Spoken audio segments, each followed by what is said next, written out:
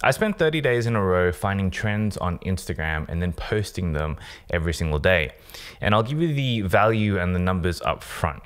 In just 30 days, my account grew 16,829 followers. And honestly, I didn't even really try that hard or go as hard as I could. I'm going to spend the rest of this video talking about the idea and the hypothesis around doing this experiment. I'm going to talk about how I actually ended up doing it. I'm going to talk about the results in more detail and then also how you can get those results too. I'll then finish up the video by talking about what I'm going to do moving forward as an artist in this insane short form vertical content world that we live in right now. So if you're interested in that, stick around to the end of the video and then subscribe if you like it. So the basic hypothesis around this entire experiment was largely using the same methodology I used the very first time when I was coming up on Instagram back in 2017, way before the mainstream term of virality was even a thing, before, Reels or Shorts or even TikTok.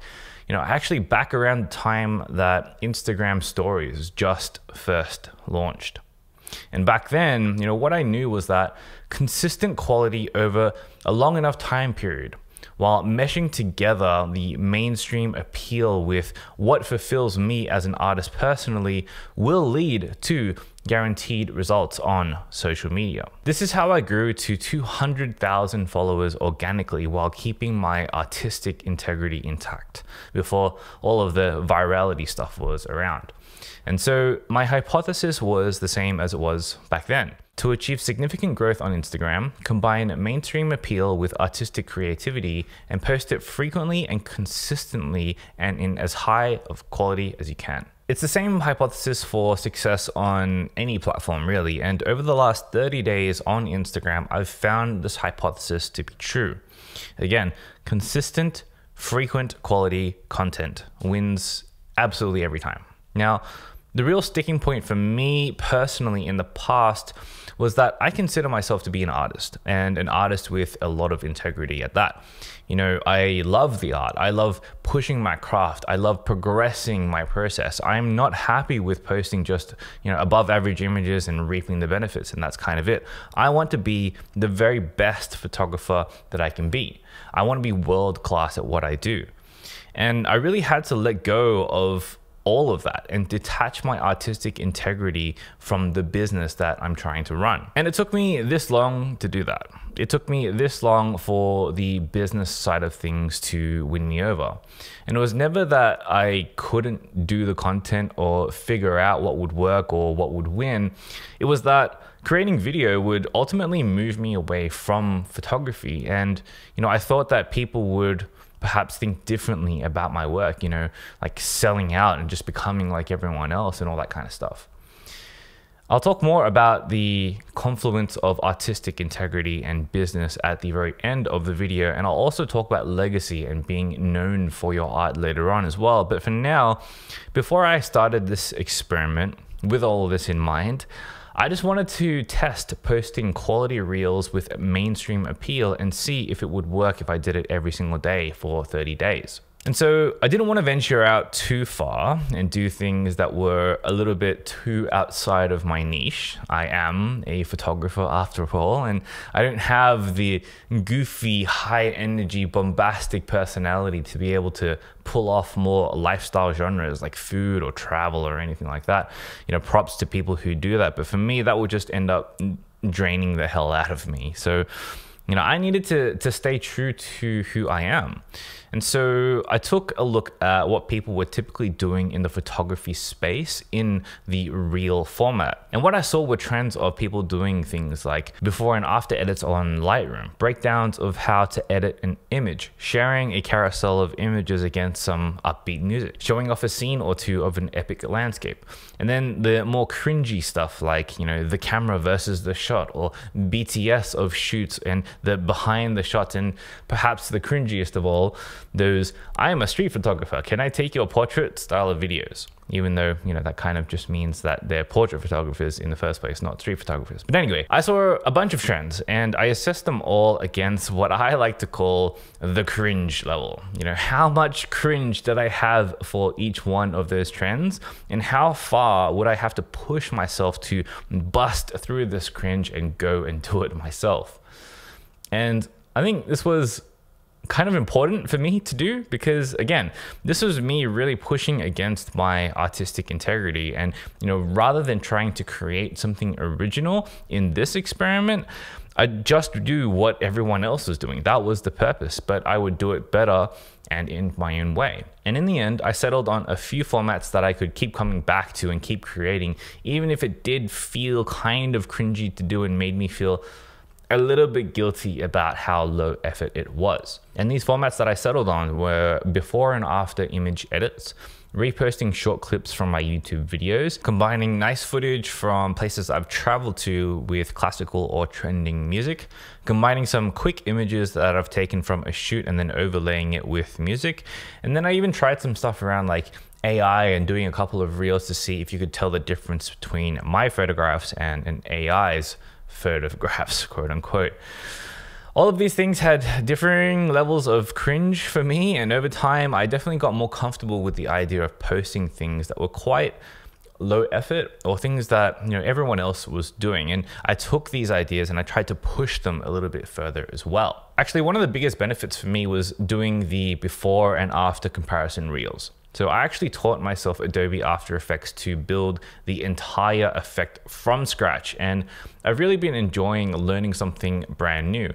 And it also gave me a really good chance to show some of my newer followers some of my older portfolio pieces. And whenever I can, you know, give my best work new life, that always makes me happy. And over the course of 30 days, I eventually learned to change my old way of thinking from, you know, approaching these videos as kind of like cheap, cringy short videos to framing them as an opportunity to showcase my photography in a different way, or to show people the clips and the experiences that would otherwise just kind of just sit on my hard drive and do nothing. You know, so that's been a really nice thing for me, and a good period of growth for me personally, not just on Instagram, but also in the mindset of my business. So that's great. And again, over the 31 days of March that I ended up posting for on Instagram, I got 16,829 new followers. I also reposted every single reel to YouTube Shorts, and comparatively, I only got 48 new subscribers, which was super interesting to see actually. And I think the reason for such poor performance on Shorts is that the short form content that people want to see is slightly different to what Instagram wants. And I found that the more talking head clips from my YouTube videos like this performed actually slightly better than the short before and after content and the other types of those, you know, shorter format videos that I did on Instagram. And I've got a few ideas about how I'm going to solve all of that, but I'll leave that for the very last section of this video where I talk about what I'm going to do moving forward. Anyway, let's talk about the results on Instagram, because initially there actually wasn't much going on. And at the start, I averaged maybe about, 20 to like 30K views, not dissimilar to what I previously had. And I was also experimenting with content that I had from my Antarctica trip and, trying to work out which format worked for me. But then things really started picking up when I started posting my before and after edits. Specifically this one, the Tokyo shot that everyone now does. This one ended up on 1.3 million by the end of that month. And really, that's kind of pretty much what carried me through the entire month and, got me those 16,000 followers, I reckon. And honestly, I don't really know why this one in particular popped off, over the other before and after ones. And, in general, the before and afters do pretty well. And I know I always make sure that I post good images rather than, any old shit image. And I always use fun sound effects like from Legend of Zelda, and I make them, kind of enjoyable. And I use trending music all the time as well. But yeah, I don't know why this one in particular popped off and nothing else really matched it for the entire month. I had a couple of ones that were over 100K views, but that 1.3 million one really carried me. Now, I would have loved to have seen what the numbers would be like without it, to be honest. But I know, again, it's the consistent quality over time that allows you to be in the running for that lucky lottery pop-off in the first place. So the process is what supports it. And that's kind of really the takeaway. On Instagram and on any other social media platform for that matter, if you take what you like to do, what you like to make, where your interests are and what your niche is, and then you marry it with what is popular or mainstream, or in this case, trending, then you put in the work to make it quality and you post consistently and frequently, you're going to get results. Especially if you're constantly testing and learning. This iterative process will get you there. And it's the same thing on any social media platform as well. So find what's out there that interests you and then think about what you can do to make that better. You know, how you can remix it, how you can push the format forward and make it as high quality as you can, and then show up every single day. You know, most people don't break through on Instagram because they just don't show up often enough. It's not that they don't have the skill. And that means that they don't have the same amount of opportunities to learn. They don't iterate enough to finally get them to the thing that leads them to the breakthrough or to the momentum. And while I did indeed trendjack for the entire month, I didn't just, outright copy the trends that I jumped on. Think about it. If everyone does the exact same thing in the trend, then no one stands out, right? Now, I think trends are fine, and the copycat nature of what short form is, and to a certain extent what all of social media is, it just is what it is. And just like in the past where photos on Instagram reigned supreme and originality and creativity won the day, so too is it with trends and reels as well. If you can take an existing trend and make it different enough and do it often enough, you'll find success. So what am I going to do moving forward? Well, this month has been a tough one for me as an artist to just let go of how things used to be and how my artistic integrity has been for my entire life as long as I've been a creative. Now, for me on Instagram, sadly, I've lost all of the love for the platform that I used to have once upon a time.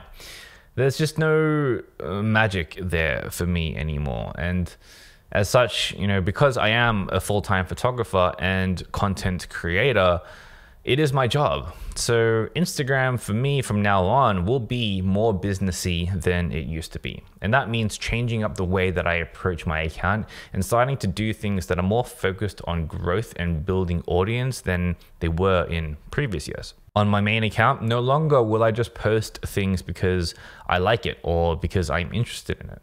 From now on, it'll be things that I like, but also that I know perform in some way and move the account forward. From a Reels perspective, that means I'm going to be keeping some of the older formats like the before and afters and all the other successful ones that I've had, things like the carousel of images and that kind of stuff. But I'm also going to be changing things up and trying new formats as well. In particular, I'll probably try to make more creator photography tips focused videos where I'm providing some kind of value in a very quick way and see if that works better on YouTube Shorts. And that also means that I'm going to start investing more time in Reels and start making Reels where I'm deliberately filming and shooting for Reels specifically and short form just in general, rather than just grabbing content that already exists from my YouTube. Now, that all being said, the very last thing I want to talk about in this video is this idea of legacy. So take the idea of being a creator out for a second and ask yourself a question. What do you want to be known for? When people talk about you, and they will, what do you want them to say? When you picture your ideal life doing what you love, how will you describe what you do? And could you continue doing it for the rest of your life? Because for me, there's no glory to be found at the end of a reel. For me, there's no glory to be found in becoming a short form content creator. And, even the idea of being known as a content creator gets me slightly agitated and gives me a little bit of a nervous tick. You know, for me, I want to be known as an artist, to be known as a photographer. And so I want to make sure that the things that I make, even though they are videos, end up being about photography and celebrate photography and allow me to keep pushing my craft forward so that I can continue to keep working towards being world class at it. And so you really have to wonder, you know, there's so many people who have blown up via this short form barrage. And nowadays it's kind of like, you know, what even is a follower worth now? You know, what does it mean to be a person who has followers? And now more than ever, followers does not mean that the creator is good at what they do, especially with how luck-based the algorithm seems to be. You know, followers do not equate to skill or being good at the art or the craft. They're completely separate things used for very different purposes. And in many ways, doing the short form photography content in the way that I'm doing it also means throwing myself in the ring with all of the newer, less experienced photographers with higher follower accounts than myself, but that's okay. That's the game. And you got to play it the way it's meant to be played and adapt to it or die from irrelevance. You know, and that's the lesson that I'm teaching myself the hard way. Anyway, if you still want to see a more casual photography focused version of my work without the reels, then you know you can go and check out my second Instagram account over at HeyPatK, because I'm going to start posting there again soon, and perhaps in a new format as well, maybe. All right, that's it for the video. If you enjoyed it, make sure to subscribe, or if you want to keep watching, then check out this video as well. And I'll see you next week, but until then, get out there and make something that matters. Peace.